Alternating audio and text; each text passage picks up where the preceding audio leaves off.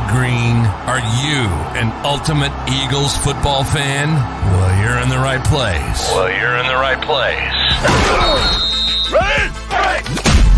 This is Birds 365, hosted by the new Mac and Mac, Jody McDonald and John McMullen. Here we go! Who collectively have covered and talked about more than 50 plus years of Eagles football. Kick off your day with Birds 365.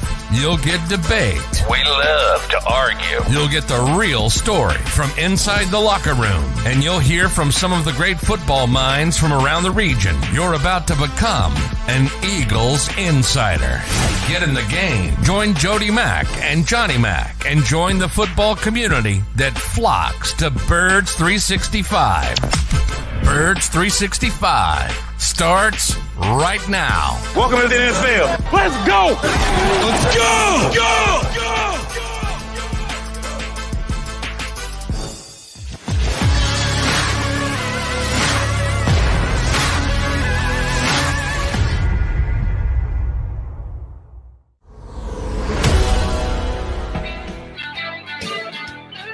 You got your Mac and Mac guys, John McMullen and Jody McDonald, hanging with you on a Tuesday edition of Birds 365.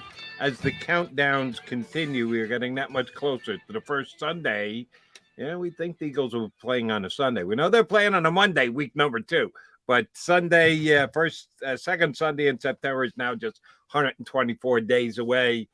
Mac, man, I do want to start with the schedule. We're going to get to the availability of one James Bradberry in just a second, and we got 2 good guests joining us today. We'll give you the details on that in a sec as well. You and I were just discussing before we came on the air that on CBS they just made an announcement. Big Christmas Day matchup. You're defending Los Angeles Rams against the newly piloted by Russell Wilson Denver Broncos as a big Christmas Day showdown. So I asked you, and you quickly grabbed a calendar for me. What day is Christmas this year? And you said December 25th. Yeah, okay. Thanks. Mr. Wise Guy McMullen. Yeah, that one I had noted. I meant what day of the week. And Tone, our producer, jumped in and said, it's Sunday. I said, no, it can't be a Sunday, because then why would they make a big deal about it being the Christmas Day showdown? All the games will be on Sunday. There'll be 14 Christmas Day games. You suggest maybe the NFL moving an entire weekend slate because it falls on Christmas? Yeah, pretty much. Remember, that's after the college season, so they do a lot of that Saturday shifting. Very true. So that helps out. It's interesting, they wanted to make Christmas. Christmas had traditionally been the NBA's day, and the NFL can't let anybody have anything. So they've been trying to ramp up Christmas in recent years as sort of another reason to sit down and watch football, as if anybody needs it. And they've gone down that route. They're going to continue to go down that route. But yeah, that's my first guess, is most of the games are going to be on Saturday, and then they're going to have a targeted few on Christmas. Probably 2. I think that game was afternoon. I didn't see a time on it. I'll have to look it up. Probably 2. I would think they'd have a late afternoon window, and then a night game would be my guess, but we'll see. 4:30, yeah, that game's going to be 4:30 Eastern on CBS and Nickelodeon, as well as Paramount Plus for you streaming fans. It's a Nick game, huh? Yeah, I think you got right. Get slimed. They'll play the late afternoon, and then they'll have a Sunday night game, which as of now, the game that I probably watch least any year in the National Football League, last night national televised game, is the Thursday night Thanksgiving game, because you've already watched 2 guaranteed games during the day. You've stuffed your face. You're completely tired. There might be some cocktails involved. And one I do remember for a long time is the fact that was a butt fumble night for Mark Sanchez and the New York Jets. Trying to forget that one. I'm sorry that I actually was paying attention to that game. That one I don't. Sunday night, Christmas night. Yeah. Is that going to be a big ratings win for the NFL? Well, everything. Yeah. I mean, they Yeah, never. they show up. They don't even have to Yeah. play, and they're going to get a 18 rating. But I'm talking The about problem is they're harming families around there. You get in trouble when you're trying to watch the game, and you got all that. That's the biggest issue.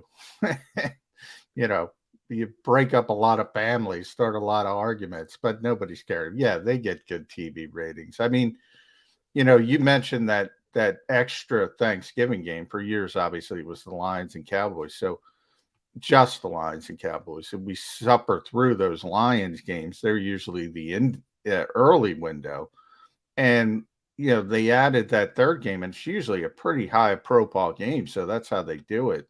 The best game is usually at night, depending on where the Cowboys are, obviously, if they're contending or not. But those Lions games, the only bigger tradition than the Lions on Thanksgiving is the Lions being bad on Thanksgiving, and everybody's got to suffer through it. So, yeah, I mean, people watch the NFL. It's the only thing they watch.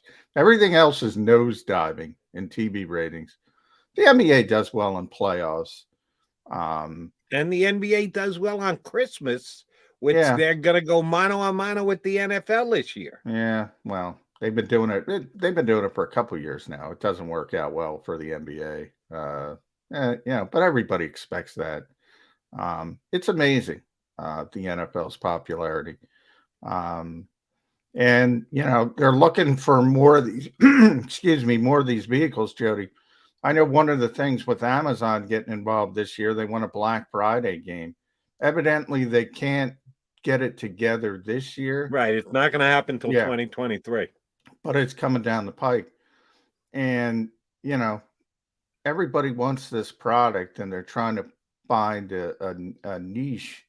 And I've argued, I don't like Thursday night games for a lot of reasons, mainly because there's no prep time, and it generally leads to probably worse football. But, casual fans aren't paying attention to that kind of stuff. And obviously the teams hate it with no preparation, especially if you have to travel. And they do the best they can as far as, they're not going to make teams go from Philadelphia to Los Angeles or vice versa on a short week. But I've never liked Thursday games, but people like them. Black Friday, I'm probably not going to like that, but people are going to like it. Christmas Day, I don't like it. People are going to like it. It's, you can't stop. I always say, how many times have I said on the show, Jody, the real power isn't Roger Goodell, isn't even the owners. They have significant power. The real power in professional sports is television executives and the ones who sign those big checks, and they want what they want for the money they're giving them. Right. They dictate terms, which if put enough zeros on the end of a check, you can do that. And there are outlets that are willing to do that. Shoot, I heard Amazon was just to move the one game to Friday was willing to go $100 million just to move one game. Yeah. One, not an entire weekend's games, just one game on 1 week. They were willing to put up a check for $100 million, which means like $3 million for each of the owners in the league. And they go, nah, let's talk about it next year. Man, that's good. You can turn your nose up at $100 million. So they're going to have a full scad of games on Saturday of that week. Where are you going to be? If you got to take it on the road, sometimes you don't get out till the next day or whatever. Wife's not going to be happy with you. Yeah. If you spend Christmas morning in an airport in Phoenix, Arizona, big guy. Yeah, it's possible. Every editor I've ever worked for has said the same thing when the holidays come around.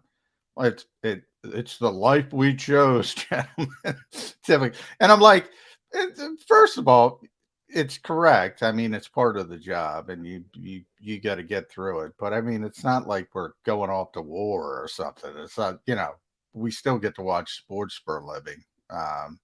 And a lot of people would be happy to do that. But yeah, it creates some problems for people who are married and have kids, and it creates many, many problems, but it is what it is.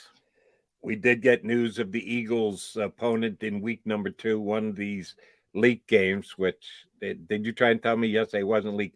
Oh, it's a planned leak. It's a leak. It's not like unplanned. And a lot of times when you use the word leak, that you think of, somebody got his hands on a piece of information and put it out when he wasn't supposed to. Oh, no, they're supposed to. But the big reveal is Thursday. So they're leaking it out bit by bit by bit, including yesterday we found out Eagles going to be the back end of a doubleheader, and it's kind of an overlap doubleheader is what it is. They're going to have one game start at 7:15, a second game, which will be the Eagles and the Vikings, starts at 8:30, which is the network game. Well, ESPN is pretty much a network. The first game is on ESPN at 7:15. So nationally, not everybody might be tuning in for the kickoff of the Eagles game. They might join it a little bit later in progress. But Vikings week number 2, new coaching staff in Minnesota, good turnover of the coaching staff in Minnesota. What's the line going to be? Eagles at home, week 2 versus the Vikings. Kirk Cousins coming in to go against Jalen Hurts. What do you think the line on that game is going to be? I'm surprised it's not out. Now that you bring it up, I think the Eagles will be favorite. I mean, you have a rookie head coach coming in. We don't know what the heck Kevin O'Connell's going to be as a head coach. And, Kirk Cousins has that weird inability to win on Monday nights. So people generally put a lot into that. I expect Minnesota to take a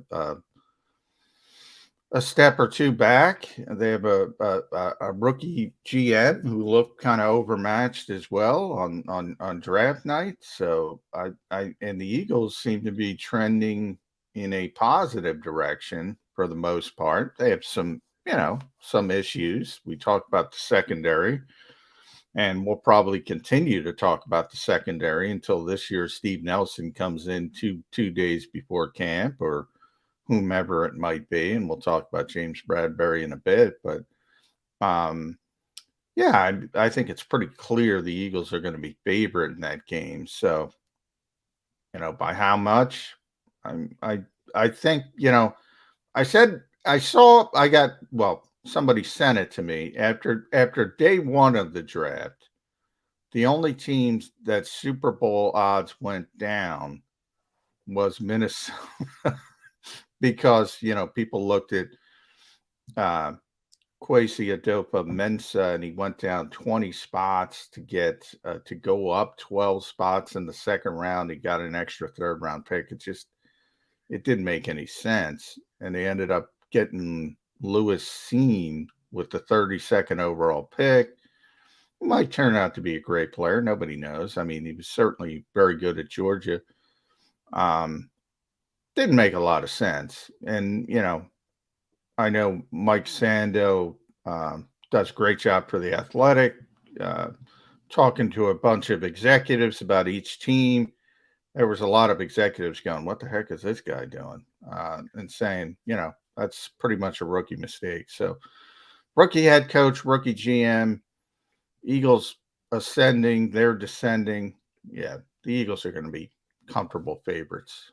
Speaking of wagering, the team that went down most for after the draft, as far as their Super Bowl odds, and then thereafter, was the Tennessee Titans. That Howie Roseman's pocket, he did the picking on AJ Brown. He did the Saints. He did the Titans. Howie. You're beating up on Mickey Loomis. The Saints did not go down, John, despite the fact that you say Howie Roseman committed highway robbery. Saints didn't go backwards. I don't know what people see with the Saints. I don't know what Mickey Loomis sees with the Saints. I think Peter King was writing about the Saints, and the Saints think they're ready. I look at the Saints and I go, what am I missing? What am I missing? They've lost. They lost a Hall of Fame quarterback over the past few years. They lost a Hall of Fame coach. They're rolling out with Dennis Allen and Jameis Winston, and they're ready to win. What am I missing, Jody? No, they were winning with Jameis before he got hurt. Eagles played the Saints this year. I'm hoping it's in the second half of the season because there's a better chance that Jameis is hurt in the second half than in the first half. Give me Taysom Hill again. You give me Yeah. Taysom Hill calling the signals for the Saints. I love the Eagles' chances. Hey, Jameis Winston, it's more like a toss-up. So we will get the schedule. As of Thursday, it's going to be broadcast on the NFL Network, ESPN. It's going to be absolutely everywhere. We already know one Eagle game, but we got to figure out 16 more. We'll find that out on Thursday. All right, we got a couple minutes before our first guest joins us. We've been talking about this for weeks, the fact that James Bradberry could become available, that the Giants, in the contract that they did with him, put themselves in a bad cap spot. The new GM, Joe Shine, is having to deal with the mess that the former GM left them in. They've decided that Bradberry is the biggest issue, that if they could move away from him in the third year of a deal, they could save the most cap money. They tried to trade him. The rest of the National Football League, Eagles included, rightly surmised that, yeah, they can't trade him. They're going to release him. If they don't trade him, they're going to release him. So we don't offer him anything, and then we'll be able to get Bradberry on a contract we will negotiate rather than the huge number that the Giants signed him to. They officially had to pull the plug yesterday, and they released Bradberry. Eagles are in good cap space to be able to make a play. Not the best cap space in the league, kind of middle of the road, but Howie is good at working the cap and finding spots. What do you think the cost of Bradberry is going to be, and are the Eagles in that conversation? I don't think they're going to be in the conversation because I think it's going to be a little bit pricier than people might think. And, I think the Eagles would get in at the more cost-effective price. Now, people are probably getting tired of hearing me say that because I say that all the time. And, there are, and Howie Roseman has told me this, and there are players that the Eagles will go all in on. And you just saw one. AJ Brown. And he's true to his word.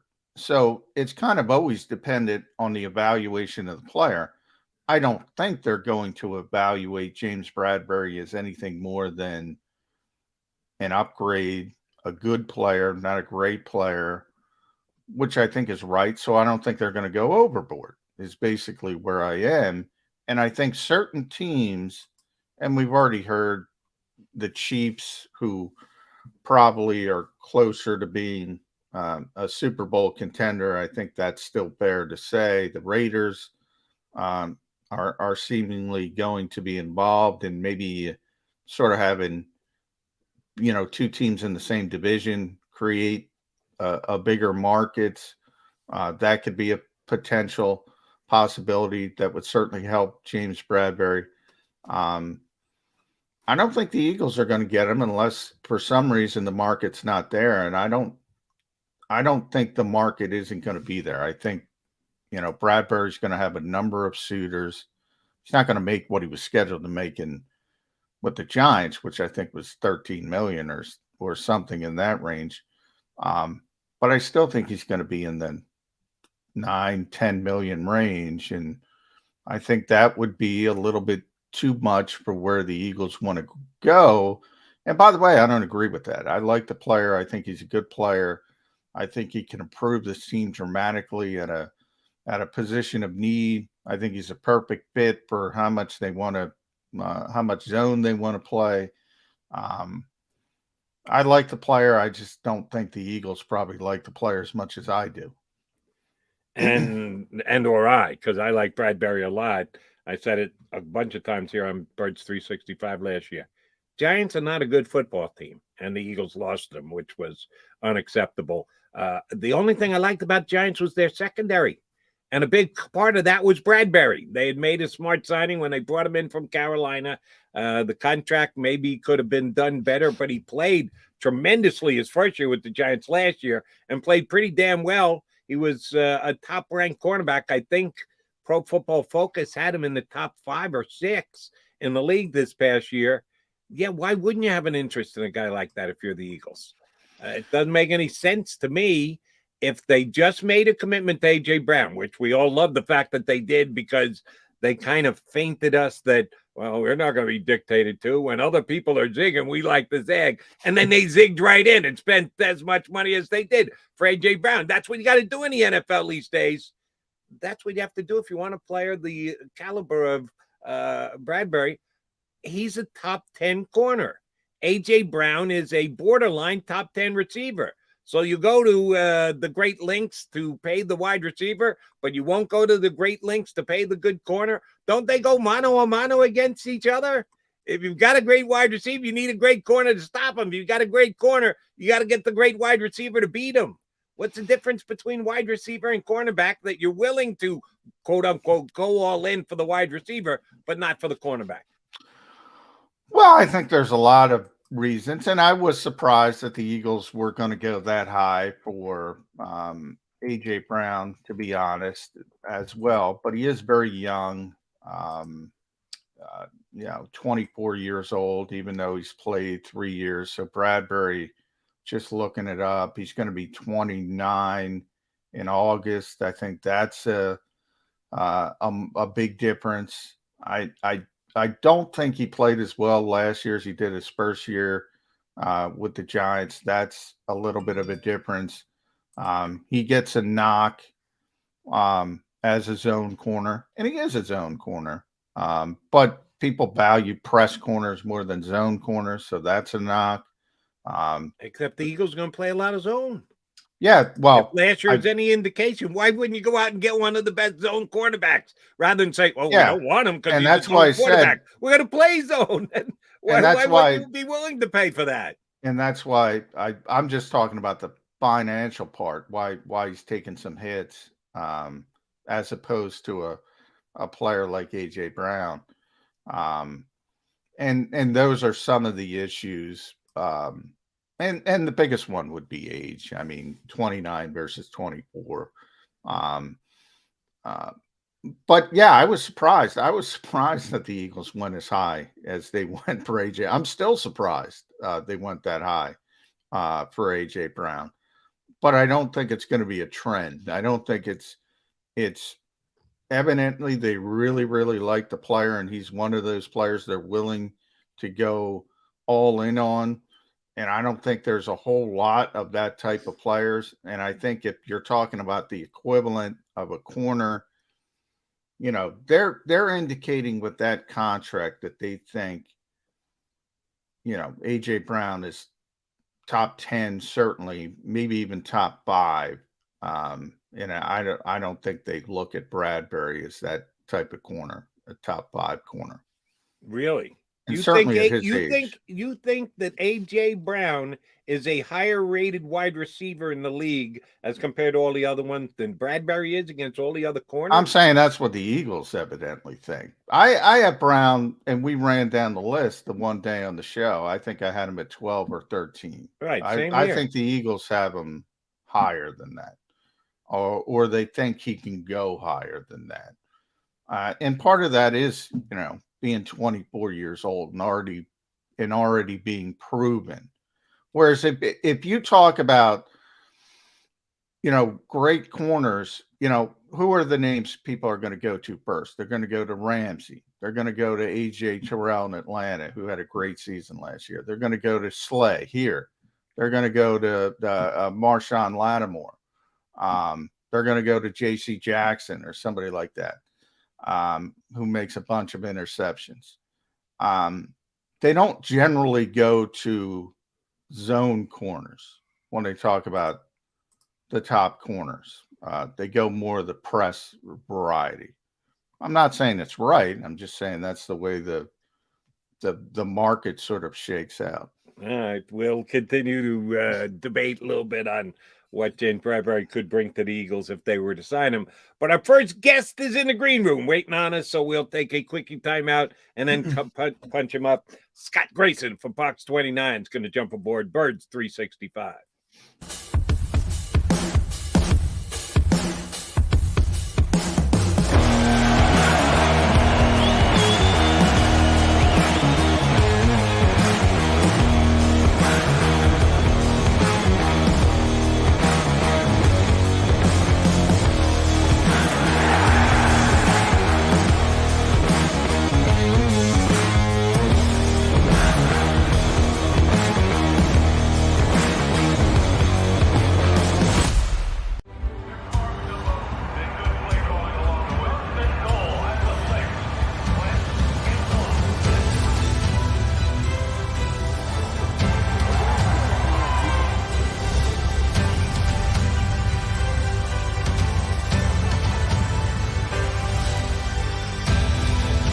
field of life, First Trust Bank is there for you. Champions on three. 1, 2, 3. Because Philadelphia dreams deserve a Philadelphia bank. Do you stream on a Roku, Fire Stick, Android TV, or Apple TV? Now you can watch 6ABC 24/7 with the 6ABC Philadelphia streaming app. The big story on Action. Search 6ABC Philadelphia and start streaming today. In Philadelphia, we celebrated the miracle with pride only 5 years ago. And then the following morning, IBEW Local 98 members went back to work, building this city, rescuing our communities from decay, and inspiring the young men and women of the region to take pride in who we are. Like the Cats, Local 98 members believe in hope. To learn more about who we are, what we do, and career opportunities with Local 98, visit us, IBEW98.org. At Stateside Vodka, every new customer gets the world's best rocks glass, free. What's that? A rocks glass? You're telling me that bottle is cut in half? You could say that. Holy shit. Glass is for cocktails, right? It's for this, this, and that. Is the length of the glass equal to your... You betcha. But is it made out of... Glass? Okay, but is the rip... Smooth? Will you stop doing... That? I'm the professional here. And you're telling me I can get one of these glasses for free? That's right. 1 free rocks glass per customer with each first-time purchase of Stateside Vodka. All from the company that's highly awarded. 0 carbs, 0 sugar, and deliciously tasting vodka. So good, it just disappears.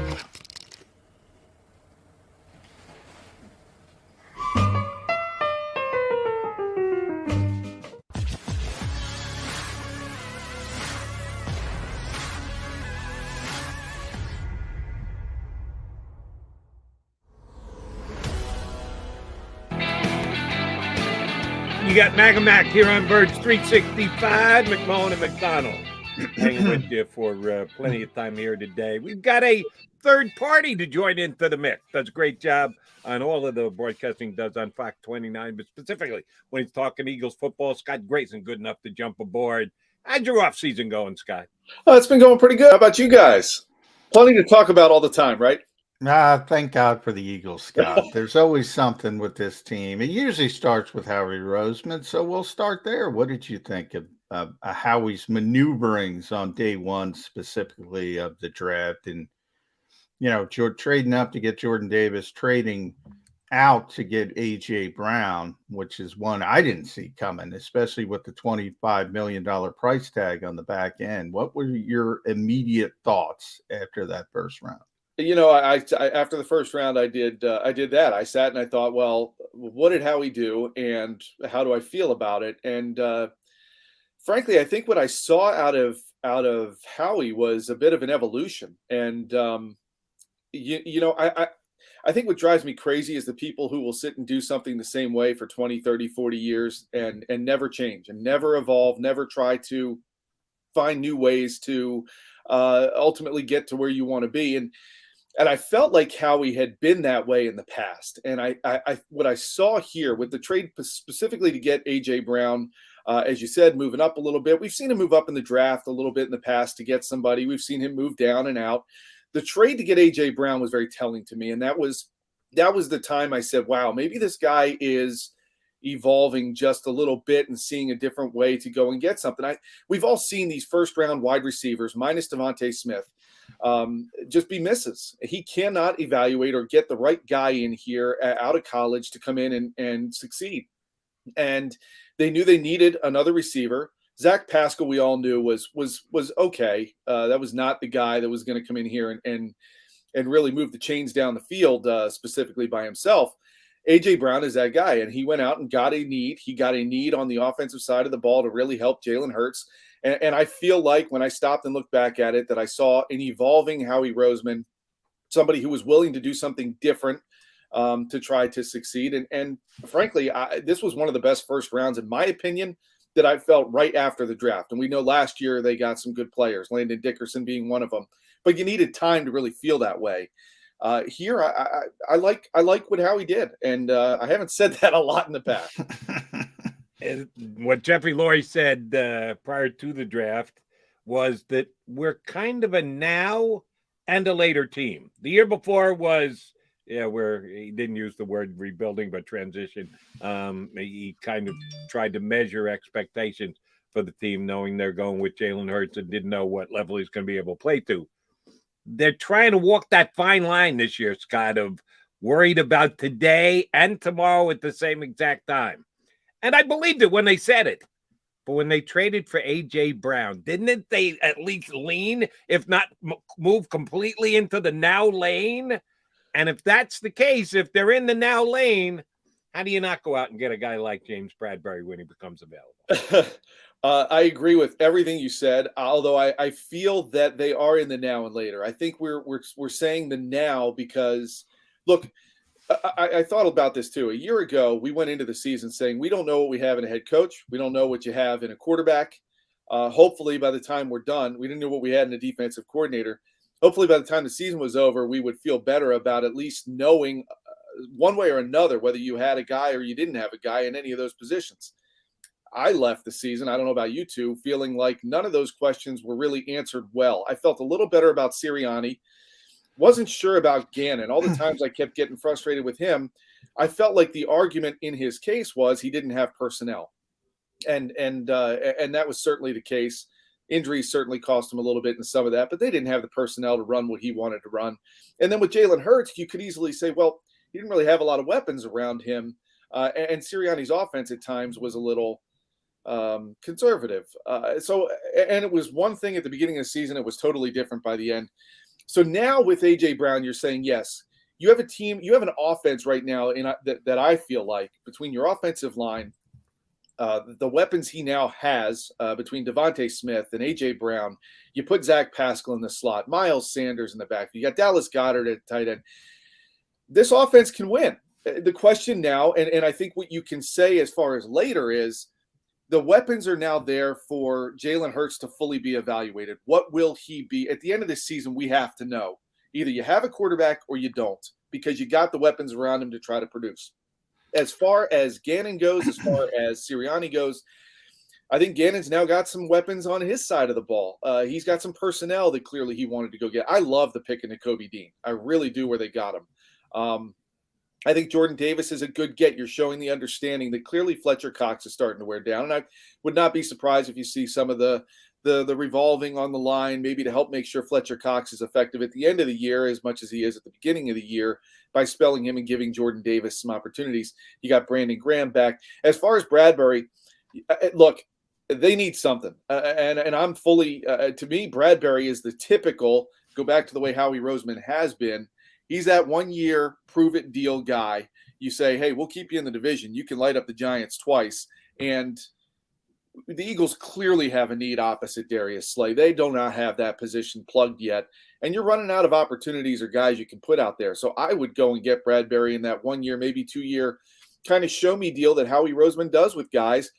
Bradberry did not have a great year last year, but he played for the Giants. And they were in some tough spots as a defense, and I'm willing to say go out and get him. Let him be opposite Darius Slay. And I think that, that would show me now too, Jody, that you are saying now if you go out and get that guy and help plug that hole on the opposite side of Darius Slay.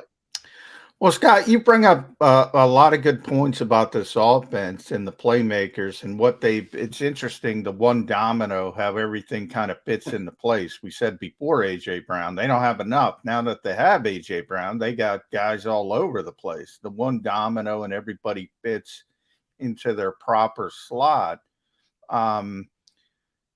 My question to you, and Jody and I have fun with this all the time. And I look at the New Orleans Saints and I'm looking under papers. I'm like, what am I missing? What am I missing? Mickey Loomis thinks this team is a contender. What the heck am I missing? Would you rather have that knucklehead or Harry Roseman and Jeffrey Lurie, who are always trying to serve two masters? Like, he thinks he's going to win. He loses a Hall of Fame coach. He loses a Hall of Fame quarterback. No, I'm going to win. I'm going to trade, New Orleans and half of Houston for Chris Olave, which ended up to be, because I think I have a chance to win football games this year. Which type of general manager would you rather have? Well, I agree with you in the sense that I don't think they made the best deals down there. They did not. But. To win. And as we've seen in the NFL, one bad deal can set you back years.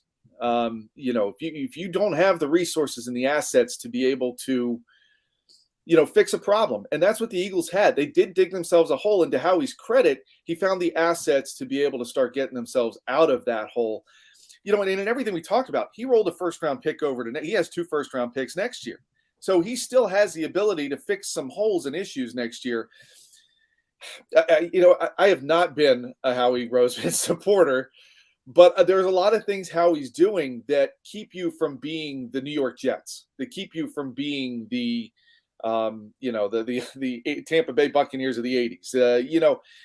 He's keeping themselves in the position to fix some problems. Now, are they going to be able to fix them to win a Super Bowl?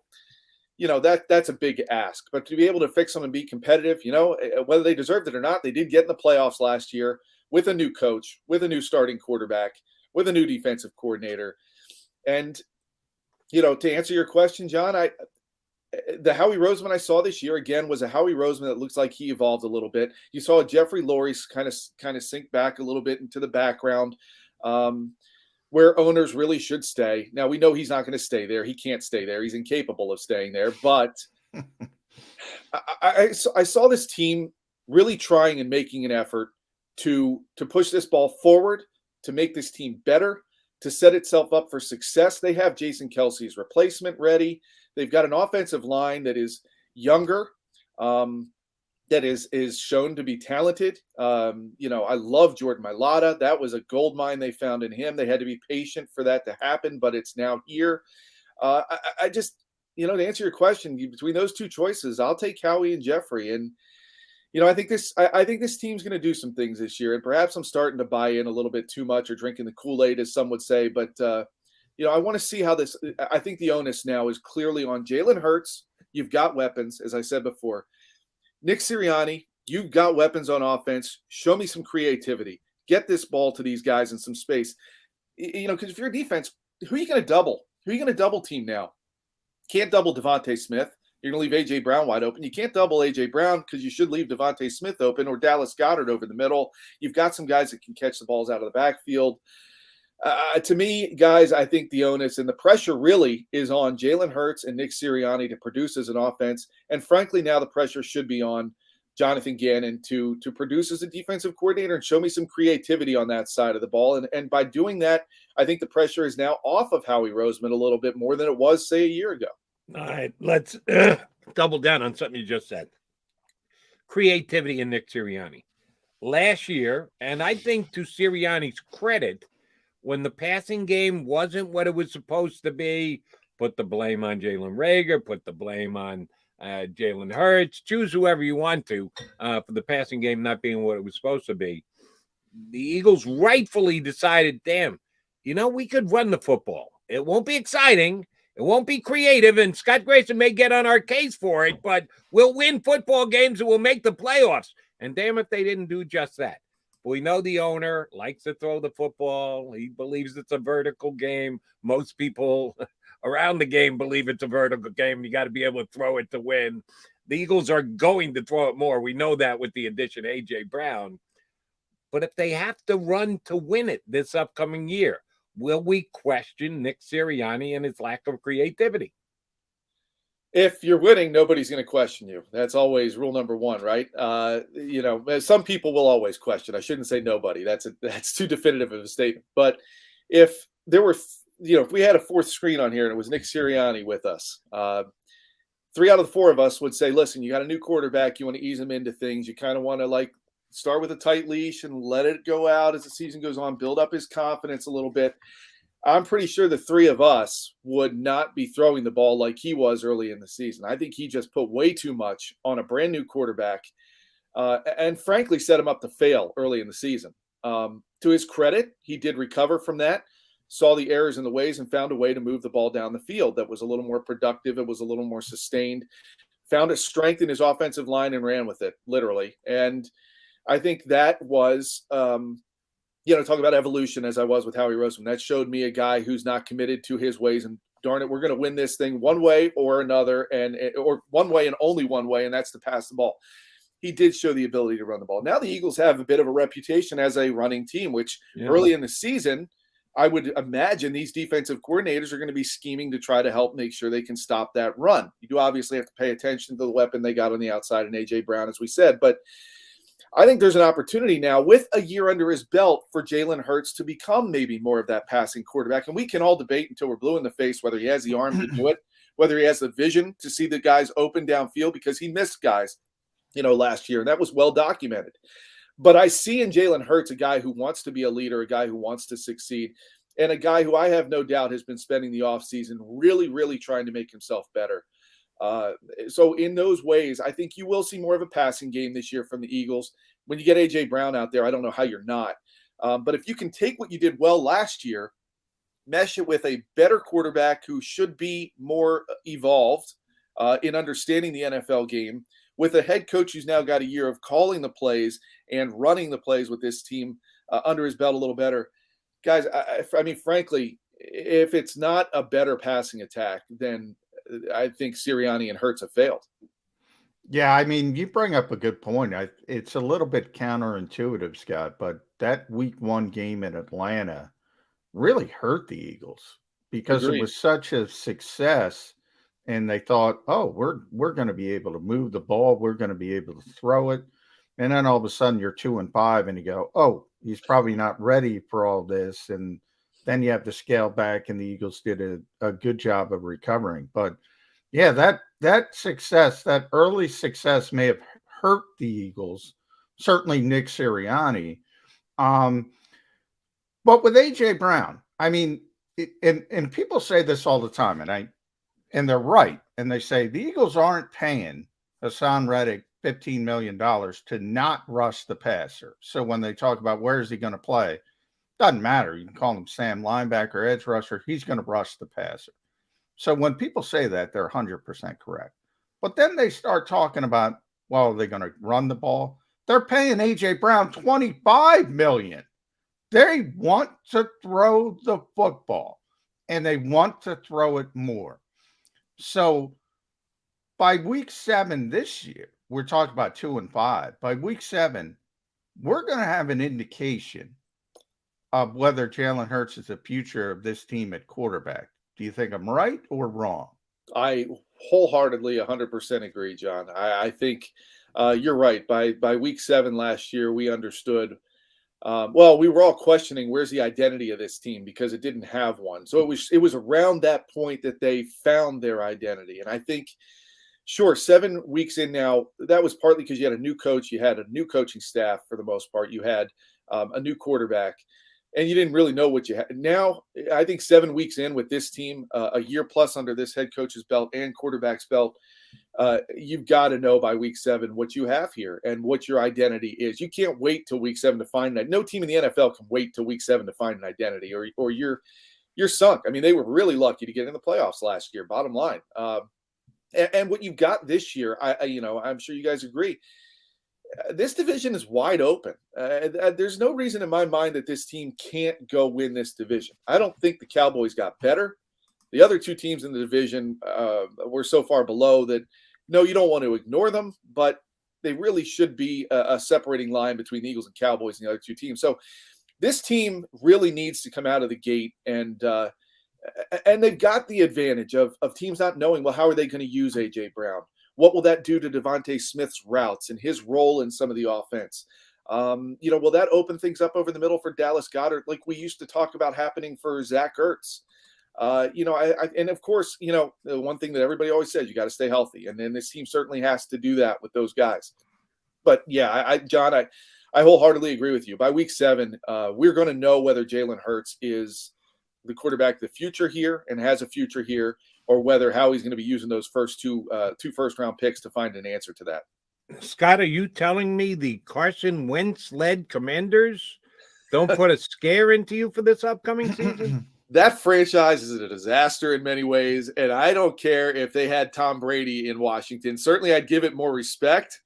But I would not still think that they have a shot at doing a whole lot there. They can't get out of their own way down there. They've had some decent players in the past, and they just can't. Now, I respect Ron Rivera a ton, and I think he's had that team at least starting to turn the corner a little bit, but they've got so many issues in other places. And listen, I liked Carson Wentz, the guy. Wasn't wild, and Carson Wentz, the player, at times was okay, but you talk about evolution, you talk about having one way of doing things. I never believed in Carson Wentz after enough time passed that Carson Wentz, the leader, was never going to evolve into being the guy he needed to be in the locker room. I don't expect that to be the case down there. Seems like he's got a track record, and when you have a track record, it's really hard to change that unless you're willing to. And we all know the egos of these NFL players gets in the way of a lot of things, and I think in that case, that's the monkey on his back that I don't know he can shake. Well, let's talk about the NFC East as a whole, expanded. You mentioned Dallas has kind of come back a little bit, losing, Amari Cooper, Cedric Wilson. You had the 180 by Randy Gregory. They lost La'el Collins on the offensive line. Some pretty significant talent. The Giants are, I think, one of two NFC teams, along with Chicago, that have kind of said, all right, we're going to rebuild this thing. New head coach, new GM. They're in a different phase. Washington, as you mentioned, sort of in this stasis. They're always trying. They just make bad decisions, and it starts with Daniel Snyder, let's be honest. It is there for the taking, the NFC East. Should the Eagles take it? I'll phrase it that way. Not can they. I think we all think they can. Should they? Are they the best team in the NFC East? Well, yeah, I mean, you laid it out very well as far as the rest of the teams in the division. And are the Eagles the best team in the NFC East? I'm not a Dak Prescott fan, but he can throw the ball. And, I do disagree with how they handled their receiver position in the offseason. And let's face it, Ezekiel Elliott has hit that running back wall. Pollard is the better running back there. It's just, if you looked at their paychecks, it's not going to show that way. And that's part of the problem that Dallas has, is they're starting to fall on the other side of some of these bad contracts. Well, I don't know, you call it a bad contract, because they got a lot out of Zeke, but they're not favorable now. And that's what they're trying to get themselves out from under. And they're hurting their team as a result. So, yeah, should the Eagles win this division? I think they should. I think that Howie has done enough and put enough on both sides of the ball, with the one caveat being, as we talked about with Bradberry, that's still a glaring hole on that other corner. And that is a big part of concern for me, whether this defense is going to be able to do enough without that piece. But Howie solved some things up front. We've always criticized the linebackers here. Now, as you said, Reddick can you talk about creativity with Gannon. I mean, you've got a guy that can play multiple positions and be effective. In my opinion, you're constantly moving him to the point you're trying to confuse the quarterback, whether he's a linebacker or an edge rusher, or maybe starts in one spot and pre-snap comes. I mean, you could do a lot with a guy like that. Then you added Nakobe Dean, who I'm expecting good things out. I think they got a first-round linebacker in the third round, obviously because of injuries. And so I just look at this, John, and I say, yes, I think the Eagles really should win this division at this point. I just think Dallas has taken a couple steps backwards. And the question really is going to be, what do the Eagles do in those head-to-head games with Dallas? They have not done well in them lately. And that's going to be a big key, I think, in terms of trying to win this division. You have to beat the teams in your division in order to win it. And lately they haven't done that. All apologies to Jordan Davis and Fletcher Cox and Javon Hargrave and Darius Slay and Nakobe Dean, who I'm looking to have a big Hassan Reddick is the key to this defense. Jonathan Gannon has to use him properly, and it's going to be on Hassan himself. I don't want to give him a free pass, but the production you get out of that position with that player will go a long way in dictating if the Eagles' defense is improved from year 2 of the Gannon era to year 1. You mentioned those games against the Cowboys. Thursday, we'll find out. Scott, please tell me Eagles Cowboys are not playing week 17, where one of the two teams can throw up their hands and go, yeah, we don't want to play. We'll just throw out the JV here. Thank you very much. Yeah, that has been that I would criticize the NFL for that, Jody. Absolutely. I get what they're trying to do is they're trying to have these, and you see it in the other divisions too, these division games at the end of the season, hoping that they end up with these, wow, this is a playoff game essentially. And they got some of those, but you're right. They also got some of these stinkers. I mean, you have a great rivalry that really should be a nationally televised game earlier in the season.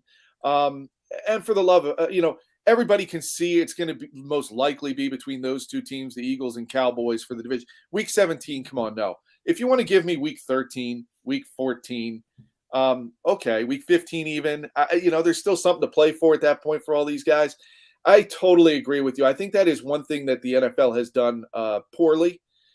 Like I said, I understand the philosophy and the theory, but the way it plays out, it has not turned into be anything good, and you end up with that. And I'm sorry, you take a great rivalry game and you flush it down the toilet for something that is meaningless, and it really sucks the fun out of what should be an intense, great game between two hated fan bases that just can't stand each other, and the teams that are involved in it. And no, don't give me that in week 17 for sure. Don't give it to me even week 16. It's got to be earlier than that. Yeah, they do need to get the Eagles and Cowboys in a meaningful slot. Leave the Giants or the Commanders for for the Week final 17. game, and you'll be you'll be comfortable with that. Yeah, he is Scott Grayson. You can follow him on Twitter. You see it right there at @Grayson Fox 29. Watch him on Fox 29. One of the best sports anchors in town. You see him on Props and Locks as well on Fox 29. Scott, I'll leave you with this. Are you more excited about Game 5 of the NBA playoffs or the NFL schedule release? How excited are you for Thursday night NFL schedule release day? The schedule release to me, isn't it crazy how they've now built this into a full-on program? It's to me, look, put the schedule out. I am interested in it. I am eager to see the order of things. I mean, the Eagles kind of spilled the beans a little bit. I think they called this game that's already out now. The home opener. Home opener. So we already know they're on the road. Yes. Intuitive people have figured that out. Yes. I don't claim to be a smart person, but I did pick up on that. So to me, look, I will be paying full attention to the Game 5. I want to see how angry is Joel Embiid, right? I expect to see an angry Joel Embiid go out there and mask or not, injury or not, whatever he's dealing with, just go over and take over that game. If I'm Miami, I'm disappointed he didn't win MVP. And for me, the schedule release, it'll be on my phone. I'll be looking at it and seeing what the order of the situation. Are the Eagles playing the Cowboys week 17? Is it a Thanksgiving game? Is it, all those things. They're playing 3 Christmas games this year. It's going to be a different looking schedule, frankly, than we've been used to. Are they playing on Amazon on a Thursday night? All this stuff you got to figure out, but it'll be a glance at my phone. I think that's all the schedule release really needs to be. I think them throwing all this hoopla into a schedule. I mean, dates and times. That's all we're talking about. We already know the opponents. We're talking about dates and times. It'd be something different if you didn't know the opponents at this point either. But because we know that the second the season goes final, you know who they're playing and where. You just don't know the order. So he calls himself not a smart guy. That's why we have him here on Birds 365, because he fits right in with McMullen and McDonald. Scotty, good stuff. Appreciate you coming on board. We'll get you back on when we get a little closer to the season. Have a good summer, bud. All right, you guys too. I appreciate the chance to chat with you guys again. Always enjoy it. Our Thanks, pleasure. Scott Grayson, Fox 29. And I guess I'm reaching when I say have a good summer. We'll probably have Scott back on before the summer hits. Because it's not summer, John. Did you throw on your winter coat to get your dog out this morning? What the hell? We're in the second week of May, and I got to put my winter coat on to get the dog out this morning. Yeah, I know. It's been so windy lately. That's another reason why I picked Chicago for week 1. I'm so used to the wind, I expect it now. That's the one positive thing about getting the dog out at 6:30 in the morning. You can pick up the down boughs in the backyard. Yeah. Because the wind has been blowing. The hawk has been in all spring long. But we're looking ahead to the summer. We're looking ahead to the Eagles schedule release on Thursday. Come back. We'll talk a little more about James Bradberry and how big a play is he for the Eagles. I am a major proponent. Sounds like John's a pretty big proponent, but John also thinks the Eagles aren't that big a proponent, and it's their decision more than us here on Birds 365. Come back, more Birds 365 here on the JAKIB Media YouTube channel.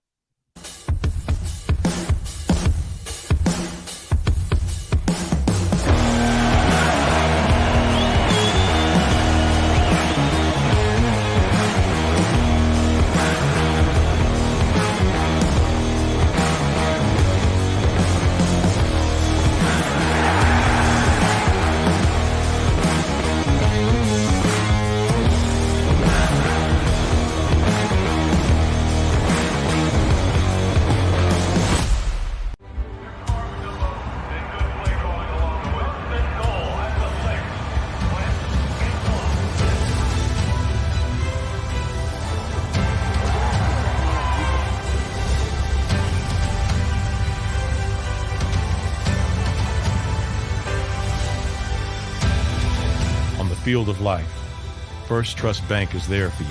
Champions on three. 1, 2, 3. Because Philadelphia dreams deserve a Philadelphia bank. Do you stream on a Roku, Fire Stick, Android TV, or Apple TV? Now you can watch 6ABC 24/7 with the 6ABC Philadelphia streaming app. The big story on Action News. Search 6ABC Philadelphia and start streaming today. In Philadelphia, we celebrated the miracle with pride only 5 years ago. And then the following morning, IBEW Local 98 members went back to work, building this city, rescuing our communities from decay, and inspiring the young men and women of the region to take pride in who we are. Like the Cats, Local 98 members believe in hope. To learn more about who we are, what we do, and career opportunities with Local 98, visit us, IBEW98.org. At Stateside Vodka, every new customer gets the world's best rocks glass, free. What's that? A rocks glass? You're telling me that bottle is cut in half? You could say that. Holy shit. Glass is for cocktails, right? It's for this, this, this, and that. Is the length of the glass equal to your... You betcha. But is it made out of... Glass? Okay, but is the rip... Smooth? Will you stop doing... That? I'm the professional here. And you're telling me I can get one of these glasses for free? That's right. 1 free rocks glass per customer with each first-time purchase of Stateside Vodka. All from the company that's highly awarded. 0 carbs, 0 sugar, and deliciously tasting vodka. So good, it just disappears.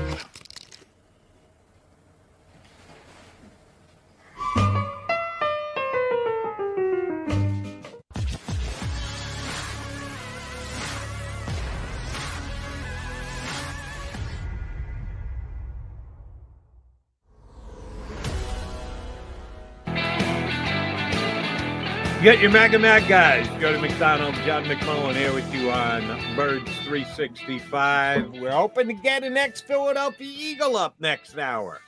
I got the okay from Hollis Thomas yesterday. Hoping to punch Hollis up in about 20 minutes from now. I thought it'd be a good spot because we're going to have a true defensive nose tackle here in town this upcoming year. That's why they drafted Jordan Davis. They believe that he's a one technique guy. He can play directly over the nose. If they're going to be jumping into 3-4, he's the perfect guy to play there if he can translate his collegiate skills to the NFL. Hollis was a pretty damn good nose tackle. Fire plug in the middle of that defensive line. So even though Hollis isn't quite as tall as he's as big as a house, not quite as tall as Jordan Davis. He certainly knows the ins and outs of playing in the middle on a defensive line in the National Football League. So hoping to talk to him about it coming up about 20 minutes from now. Johnny Mac, Scott Grayson said something. I don't know if he even realized he said it, and it just rang a bell for me. Eagles Cowboys. I asked him about, please don't put them in week 17 because they're two of the most fun weeks every single year. The disdain that Eagle fans have for Cowboy fans. They call it Dallas week for a reason here in Philadelphia each and every single time it comes up. And several times in the last few years, it's been a complete wash that one of the two teams said, no, we don't need this game. We're gonna skim back. We're gonna take it easy. We're gonna play our backups. and we get robbed of one of the two best matchups each and every single year. So please, like they're still working on it. It's been laid in stone for a while. It's leaking out now, but the NFL knows when the teams are playing each other. Please not let it not be the Cowboys and Eagles week 17. I don't even care. And it may come down to week 17, and the two teams are going to be dead even, and we're going to say, oh, man, what if they were playing? You're in your – no, don't care. I don't care.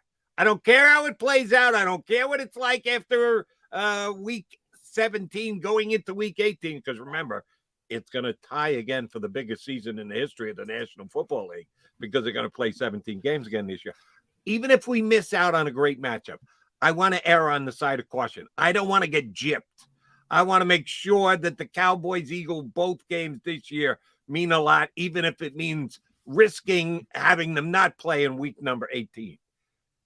Could the Eagles and Cowboys play Thanksgiving in Dallas this year? Sure. Why not? Been a while. I think is 2014 the last time they played?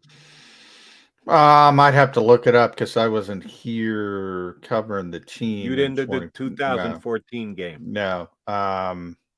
But sounds about right because people still talk about it. So it was pretty recent toward when I got here. I got here, covering the team daily 2016. So Doug's first year, really in 2015. So, yeah, I mean, it's been a little bit of time, and that's obviously a high profile game. And I think it would, it's interesting because they seem to want to put the Cowboys in that late afternoon window. They want to go Lions, Cowboys, and then the big night game, whichever, they deem worthy. But you could put Eagles, Cowboys in the night game and feel very, very comfortable about delivering that big rating. So, yeah. Did they ever put the Cowboys in the night game? It's always. I don't think they have. No, they always. Sometimes they'll put the Cowboys in the early game, Yeah. and the Lions will be playing an interleague game, Green in the Bay second or game. something. They'll flip that up. Usually, it's Detroit early, Dallas in the middle, night game. Every once in a while, they'll move Dallas up. I'll tell you what, though, Jody, there's a lot of change going on because of all this, shifting and Amazon getting involved and everybody wanting to. There's a lot of change going on. And by the way, just came out a few minutes ago that Tom Brady is going to be the lead Fox analyst when he retires. So evidently in 2050, they've already made a deal with Tom Brady. When he does finally walk away, he's going to be the lead guy on Fox. They've already made the deal. That makes a ton of sense. Now, you're right. It's when is this going to happen? NBC did the same thing with Drew Brees. And Brees, did he play 2 more years or 1 more year before they came to the agreement? It was at least 1. It might have been 2 before he stepped aside. And by the way, they still haven't used him as much as I thought they would be using him for as much as they're paying him to get him to give up football maybe a year earlier than he wanted to. Brady has got more money than he knows what to do with, so I don't think it's as much a payment thing as an ego thing with Brady, knowing full well he's. By the way, the assumption that everybody can do that, I think, is wrong.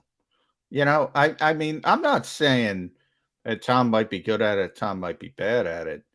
But I don't, I don't agree with just because a player was a great quarterback or whatever, has the biggest name. And, Joe Montana is a perfect example. Joe Montana was not good at it. No. I don't know what Tom's going to be. But to just say you're the number one guy, I get it from a popularity standpoint, but I don't know if it's going to work out. Because it's not as easy as people think it is. By the way, Mr. Witten, the former Cowboy tight end, who they plugged into Monday Night Football, everybody blamed him for everything. It was all his fault. And it's not true. ESPN screwed that up with the whole booger camera and everything else. It was a disaster of a broadcast. and I would often defend Witten because he wasn't because everybody blamed him. I didn't want to defend him. He wasn't good. The bottom line was he wasn't good at it. He just wasn't the only problem that Monday Night Football broadcast had. So they swore up and down, this guy's going to be the greatest. You're going to be the best. No, he wasn't. And if you're another former tight end, isn't Olsen going to be the number one guy on Fox this Greg, year? For 1 year. Enjoy your year. TB12's coming up from behind. Which is another thing, you're giving it to Greg Olsen for 1 year, who, by the way, is pretty good, Greg. I don't know. Certainly better than Witten was. But he doesn't move the needle, obviously, to where they want it to be. Now, this all stems from Tony Romo, who was phenomenal at it from day one. But you know what? I think Tony's regressed a little bit, if I'm going to because I think he started, feeling himself a little bit, and he maybe doesn't do as much preparation as he did when he started. Kind of just lets it go off his natural ability. But he was phenomenal. Day one, I think he was the most natural color commentator I've ever seen. Honestly. John Madden, whoever you want to throw out there. Yeah, I'll take Madden. From day one, I just think he was phenomenal at it. Now, I'm not saying I don't remember John day one. I assume John got better. I'm not saying John wasn't great. John was great. And John's the biggest icon in the history of broadcasting from that perspective. But I mean, from day one, I've never seen anybody pick it up. Comparing his day one to every other announcer's day one. Yeah, you're probably right. He was a natural stepping right in. I mean, I've never seen anything like it from that perspective. And their assumption now is, oh, Tony did it. And everybody's going to do it. And it doesn't seem to be working out the way they think it is. And I would bet that Brady's going to be pretty good at it. He's had the nice prep. I catch him a lot of times because sometimes I'm working around He's good the with Monday Jim night Gray. game with Jim Gray. Yeah. He's really good, it's not like doing a game, but just broadcasting and answering questions and coming up with stuff off the top of your head. He's pretty good in that spot. So if you're asking me to predict and project what kind of a color analyst he's going to be, my guess is Brady's going to be pretty good at it. Well, he's pretty good at everything, so you're probably right. Except throwing championship trophies. He's not great at that. Yeah. Almost went into the drink down there. And we do joke, but it could be a few years before he gets to it anyway. And it certainly seems like he wants to continue, maybe in Miami more than Tampa. But we'll see how many years and how many years it takes. So maybe Greg Olsen has a couple years to prove himself, at least. You think he's going to play more than just this upcoming year? I've done this before. I've been an idiot that has said, all right, this is Brady's last year. I think I've done it about 4 times. So if I go I've done it at least 4 times. And this past year was the one year I didn't do it. I said, I don't believe it. He's retiring. And he didn't. So I got this one right after getting it wrong about 4 times in the last 5 years. I've done it at least 4 times. It makes no sense that he plays at the level he plays, even with all the changes. It's absurd. The guy's 45 years old. At some point, it's got to look like Joe Namath limping off the field, right? At some point. It happened to Brett Favre. Remember at the very end, limping off the field. There's so many iconic images of players leaving, not the way, usually in unfamiliar uniforms, not the way they want to leave, going all the way back to Johnny Unitas. It's got to happen, right? It's got to happen at some point. I can't imagine he's playing quarterback for the Miami Dolphins at 47, but would I be shocked? No, I wouldn't be shocked. He got me good this year. I thought he walked away, and this whole time he was trying to play for Miami. Let's be honest. And if that's the case, so be it. I know he's got a good relationship with Stephen Ross, but there are a couple of things that could stand in the way of that. Tua Tagovailoa could go out and have a big year this year. As a matter of fact, I think it's a distinct possibility. I've stayed loyal to Tua from his Alabama days. I thought he was going to be the first pick in the draft. Burrow had an unbelievable year and deserved to be number one. They gave Tua a big piece with Tyreek Hill this year. They have upgraded their running game. I think Miami's going to be a player, much to my chagrin as a Jet fan. And the other one is they're still investigating the owner of the Dolphins attempting to bribe the coach to tank and lose games in the National Football League. Now, it's one of their own, but then again, they've really compromised Daniel Snyder. I don't know that they'll force him to sell, but Stephen Ross could spend some time on the sidelines. Would that allow him to bring Brady in as a guy to either play on the field or be a co-owner of the Dolphins? There may be a couple of hurdles of Brady to Miami is what I'm saying. Oh, I agree. There's plenty of hurdles, but I'm just saying at this stage, if you told me Tom Brady's the starting quarterback of the Miami Dolphins at 47, I can't say I can rule it out. I should be able to rule it out just from being 47. I should be able to rule out playing NFL quarterback at a high level at 45. I can't. It's amazing. And let me just say this one time, and I'm going to, for all you streamers out there, feel ready to not hit the like button because you're not going to like what I have to say. You're not going to like what I have to say.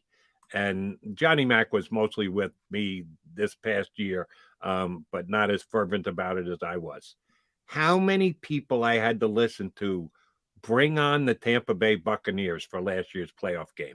Prior to knowing who the Eagles were going to play, going into week 17, it could have fell a lot of different ways. You knew the Eagles were in. Who are they going to play? There were a lot of Eagle fans puffing up their chests going, give us the Bucs. We want the Bucs. We'll teach Tom Brady a thing or two. And I just sat either here on YouTube with you, J-Mac, or on the radio on WIP and going, you want no part of Tom Brady. What the heck are you talking about? You don't want any part of Tom Brady. They conveniently forgot that Brady beat them during the regular season in their house when he needed to run 7 minutes off the clock. All he did was run 7 minutes off the clock. And if he wanted to stick it in the end zone one more time to give it a more impressive final score, he could have done that if they chose not to. And then you had to go down to Tampa and get your tail kicked in the playoffs. Even though this may be his last year, we have the schedule. We know who the Eagles are playing. We know where, but we just don't know dates. You'd be thankful that you don't have Tom Brady on your schedule. Just be thankful, Eagle fans. If you're going to get him in the playoffs, you got to take your chance. I thought they were overmatched. It was proof they were overmatched in the playoffs. It may be a different story when we get 17 games in the book this year. Maybe the Eagles will be on Tampa's level. Don't ask for it. Don't stick your chest out and say, yeah, we want that.